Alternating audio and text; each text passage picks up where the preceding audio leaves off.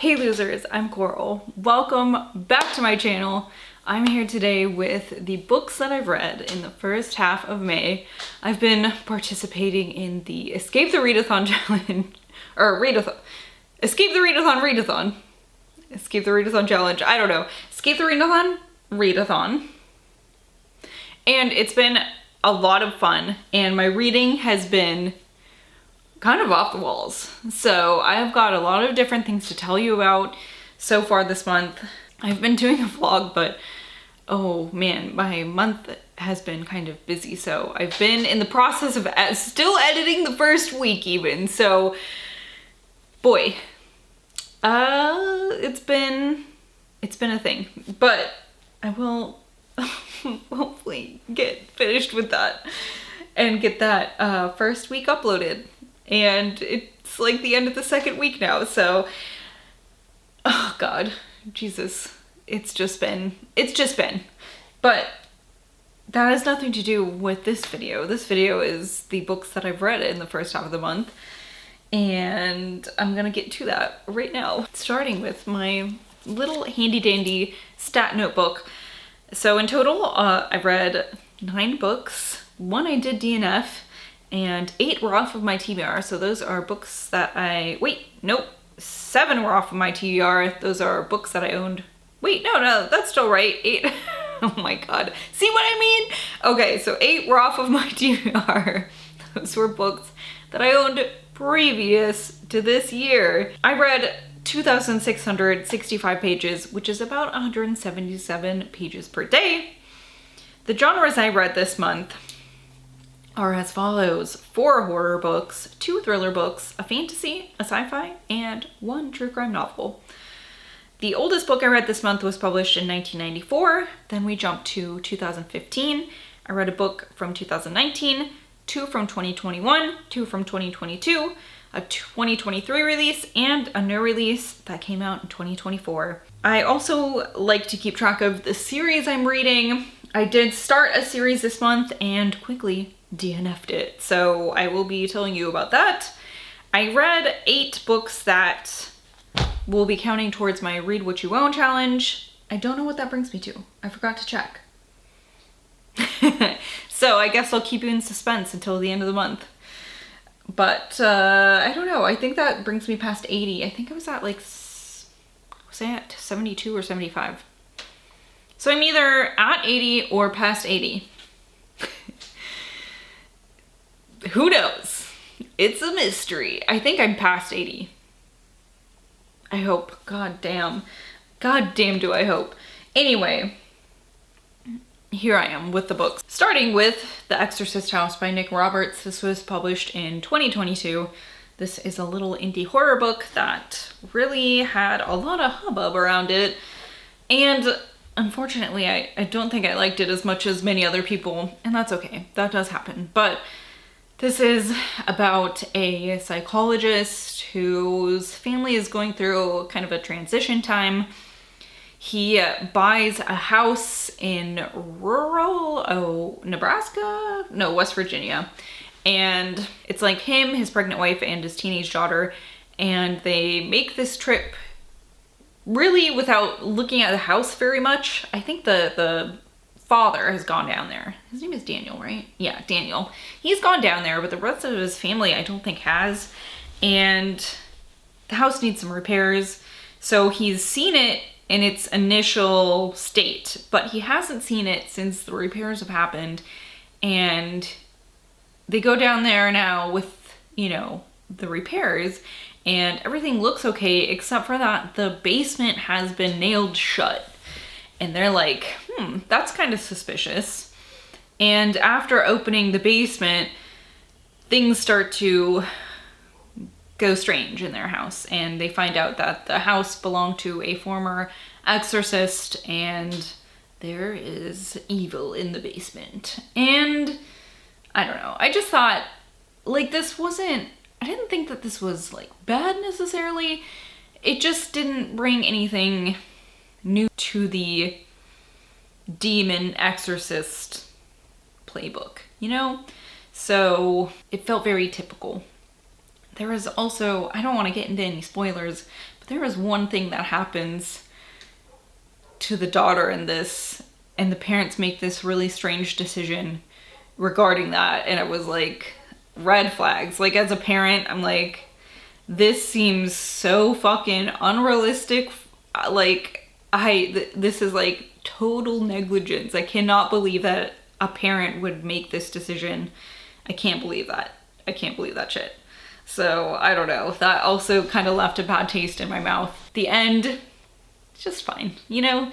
But then there was like this, like, kind of, like the end after the end I did kind of like that, you know, where it's like the big conclusion happens with, like, you know, whatever happens, and then like the scene after, where Jason jumps out of the lake, kind of a scene, you know what I mean?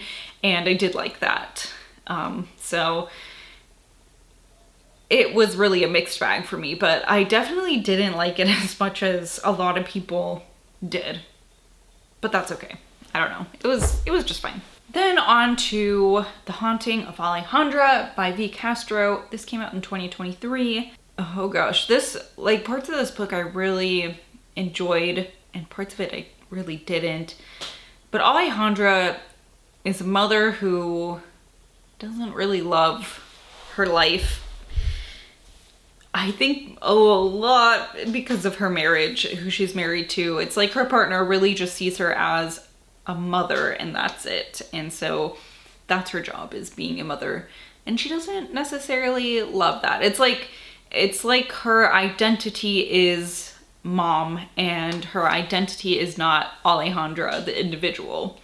Which I feel like probably a lot of moms out there, or a lot of stay-at-home parents, actually might be able to relate to. It's really hard when you do that to, like, differentiate yourself from that role that you are doing every day, all day, every day. So, and not just stay-at-home parents, you know, parenting is really hard. But Alejandra, she's, you know, in a bad place in her life, and she's all of a sudden being haunted by these strange visions. She's not really sure what's happening. She thinks it might be linked to her past. She's also been adopted, so she's wondering if this has to do with her ancestry, things like that. You know, her children are being involved in this and stuff like that. So it's like this ancestral thing that's happening.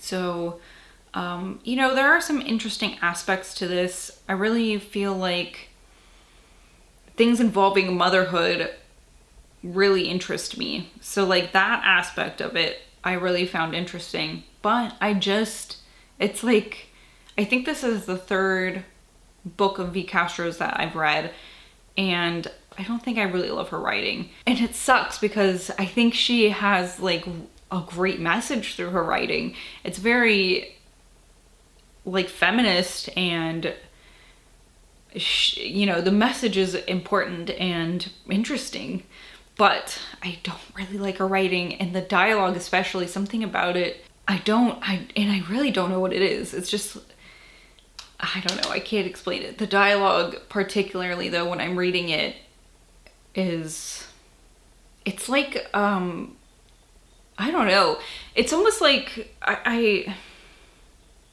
this is gonna sound so weird, but it's like when you're playing a video game and you've played it for so long, like a game like Crash Bandicoot, where you played it and it's like, you know, the jumps, you know what I mean? It's like the rhythm of the game, you know it.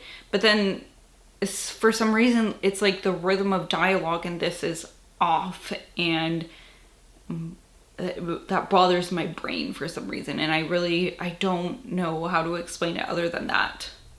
I know that doesn't make sense probably, but so it's so hard when I talk about her books, because it's like, I know that this is an important message, and I think people should probably read this book, but I didn't love it. So, you know, I don't know, it's hard. It's very nuanced reading books and thinking about the messages certain books have. You know, it can be very nuanced. And then we come to a book like Watcher by Lael, which was published in 1994, which doesn't have any important message, but was very entertaining to me and I really liked it. So this is about Catherine, who is obsessed with a soap opera. She's a high school student and she's so down for this soap opera that she leaves school on her lunch break to go watch it in an appliance store and then goes back to school once it's over. And her friends and her fellow students kind of pick on her about it, but you know what? She doesn't even care. She just loves this soap opera so much, to the point where she kind of starts even dressing like the character that she likes in the show named Cassandra, and people tell her, oh, you kind of look like Cassandra. She even cuts her hair to look like Cassandra. But then these weird events start happening where someone is mimicking the events that happened to Cassandra in the soap opera as if Catherine is Cassandra, and like bad things are happening to Cassandra now in the soap opera, and so now bad things are happening to Catherine, like somebody is causing these bad things to happen to Catherine. And who is watching? The Watcher. The Watcher is watching the Watcher of the soap opera. So who's doing this? Like, what reason would they have to target Catherine, who's just like a normal high school girl? You know, she's not really done anything wrong to anybody. So like I said, this was really entertaining. This is a point thriller book. It's great, I thought this was so much fun. And there's some great red herrings in it, of course. That makes sense. You're like, oh yeah, it's gotta be that person, you know? And it really kept me guessing to the end who it could be. Oh, I hear a crow outside. All right, and then on to Lute by Jennifer Thorne. This was published in 2022, and this is a folk horror novel about a woman named, what's her name? Nina, that's right. Nina, who has married into this community, and she's been here for some years, which is kind of interesting to me. It's like she's not necessarily new to this community, you know? And they live on this island off of somewhere in the UK. And this is like, she's entering like the 7th year now. And every 7 years, they have this tide that happens, like this day on the summer solstice that people in the community talk about. And Nina's always just kind of like been like, okay, you sillies, like, they must be exaggerating. They must be playing a joke on me. Like, they're doing it as, they're like play acting, right? Like it can't really be. But also Lute, you know, their little village is very lucky. They have great weather. Things just seem to go really well there. Now they're coming to the day of the summer solstice, and Nina's gonna find out why people talk about this day and what happens on this day. And this was really great, I thought. I didn't love it quite as much as I loved her most recent book, Diavola, but I thought that this was great, especially for a debut novel. I'm like super into her writing, and I can't wait to read another one of her books. I mean, I'm gonna have to wait. I know Diavola just came out, and so it's probably gonna be a while until she publishes something else. But I thought Lute was really fun, especially for a folk horror book. A great folk horror book if you're looking for something like that, something more like modern folk horror, which I know when we say folk horror, a lot of people think of like Harvest Home or, you know, older books like that. I can't even really think of any off the top of my head. I don't really read folk horror, I think, very much. But This was excellent. Then on to a book I DNF'd this month. This is An Ember in the Ashes by Sabaa, Tahir. This came out in 2015, and this is the start of a YA. I don't know if this is fantasy, because at least where I was in this, I don't know if there were really any fantastical elements, but it's like historical. There's like a military school, and I didn't really like it. You know, I read 50% of it so I could count it towards the readathon, because those are the rules. But I think I would have DNF'd it before that if I hadn't been reading it specifically for this reason. It didn't catch my interest at any point. So, you know, by 50%, definitely, I think that's it for me, you know. This is about a young girl named Lael, who has to side with this rebellion in order to help her brother. And so there's definitely like kind of a caste system. There is stuff going on. There's also the POV of a boy who is in this military academy. So there's like some fighting and stuff like that, but I just really didn't like it.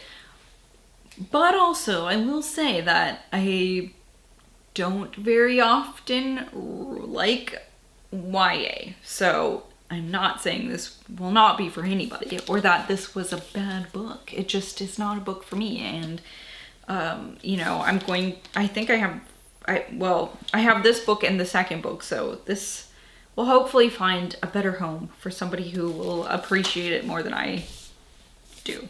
Then we get to Forgotten Sisters by Cynthia, Pelayo. This was published in 2024, and this is about two sisters, Jenny and Anna, who live alone in this strange old house by the Chicago River. And I don't really know what to tell you about the plot here. It's very focused on the characters. Anna specifically, but they're both, Anna and Jenny are both like very lonely people. It was really hard for me to get through this book, I think, because it is so character focused, and I didn't necessarily like either of the characters. They're both, I don't know, just didn't.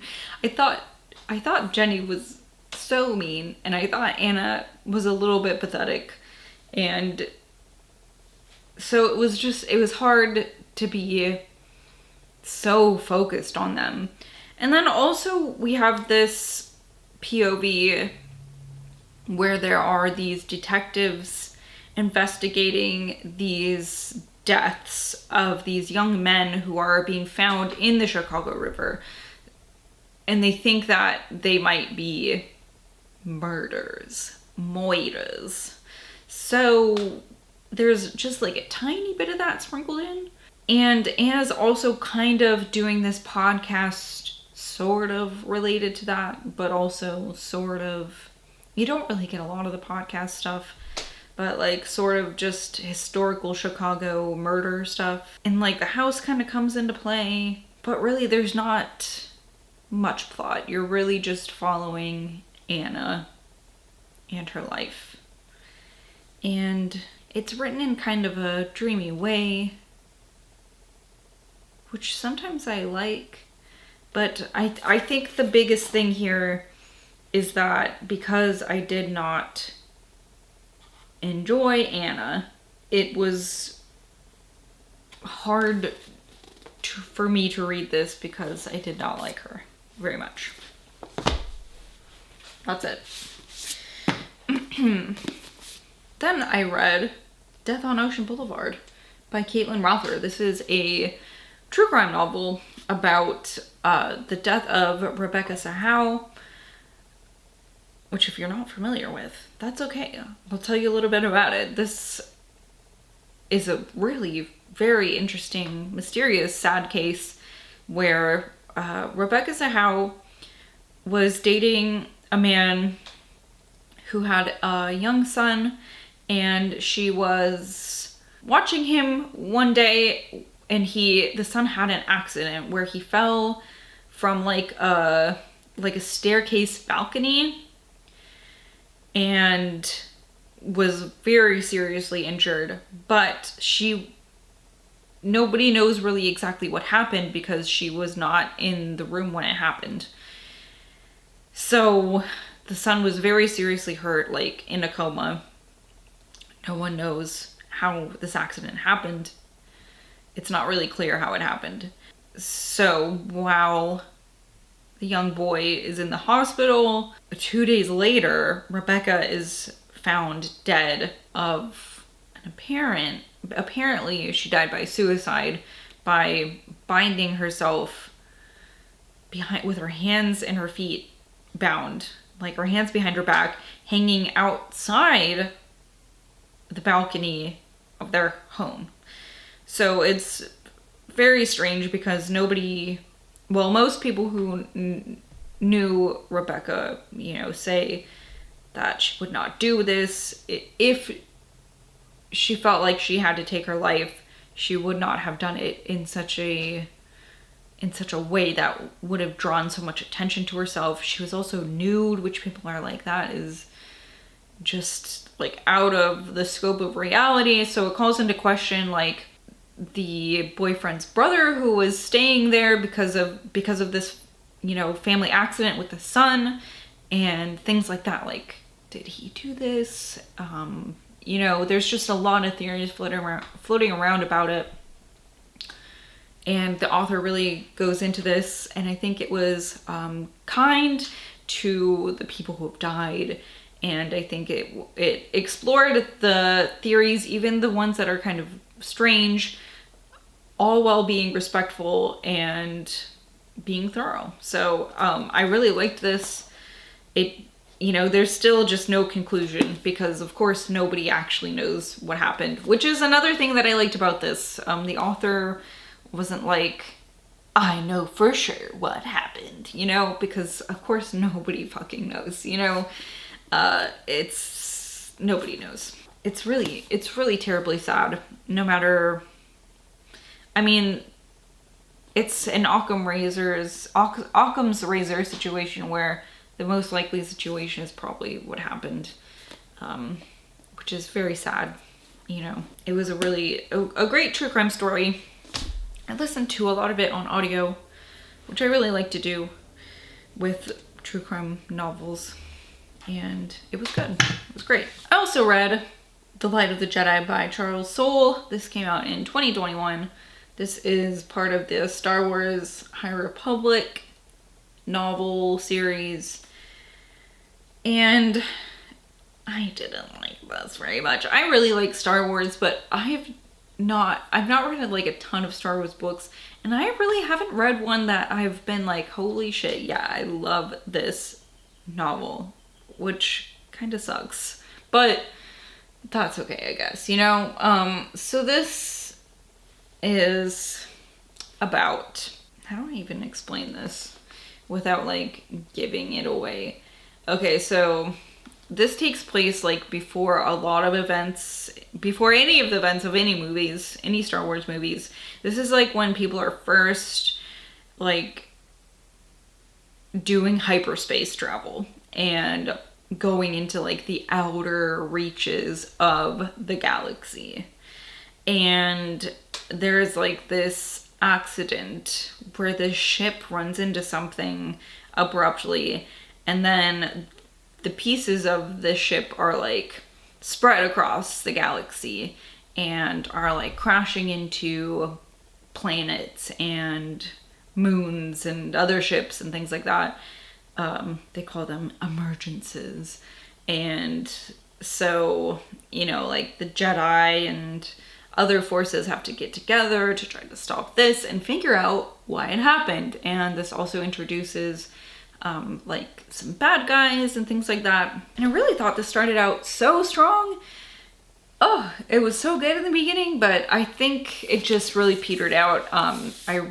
There were so many characters, and I think one thing that was hard for me was that there wasn't like really one central person that we followed. Like, it was just a very big group of people. So it was like, there wasn't really a lot of development with the characters because there were so many of them, you know? And you do kind of, towards the end, there are a few that you spend more time with, but because there's such a huge cast, it's like, I don't even know, I can't even tell you what their names are, and I just read this book like a few days ago. And the villain's a little cartoony, but it is Star Wars, I guess. I don't know.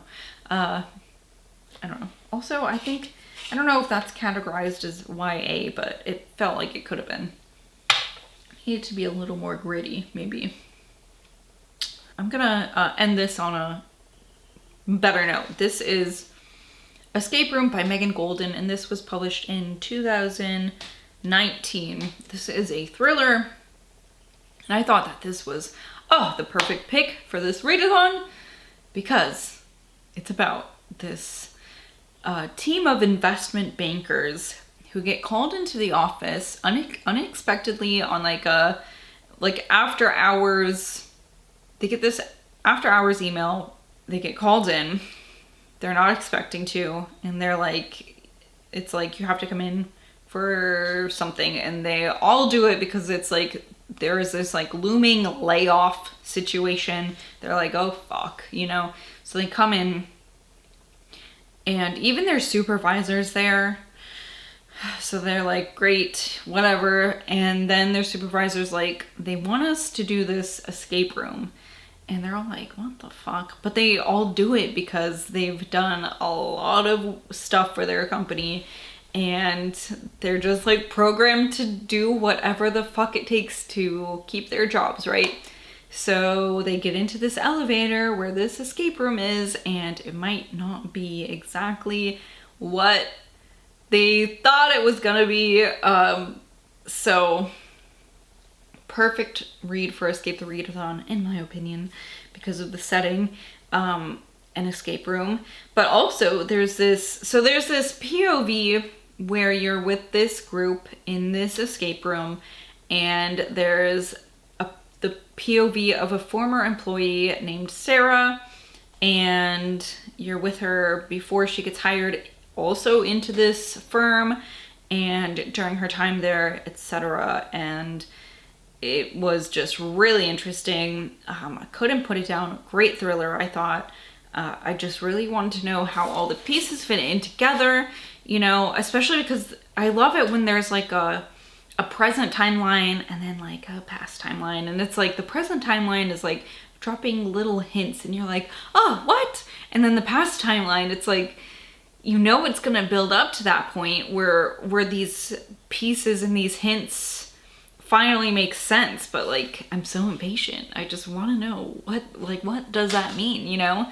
So yeah, this book does that really well. I thought that this was very good. I liked it a lot. So those are the 9 books that I've read so far this month. I'd love to know if you've read these, what you thought about them. I'd love to know what you've read and liked so far this month. Are you participating in Escape the Readathon? I'd love to know. What team are you on? Let me know. As always, I've got my Linktree links for you to check out. Pango, I've got referrals for Libra FM. I think my Everand referral, I don't know if they're doing referrals right now. I think I went to like link it for somebody the other day and I read that they might not be doing that right now. So I don't know. You could check that out and see if it works, but it might not work for sure right now. But I've got that for Libra FM. I've got a Book of the Month referral. And I think that's it. So as always, thank you so much for watching. I will see you guys later. Goodbye.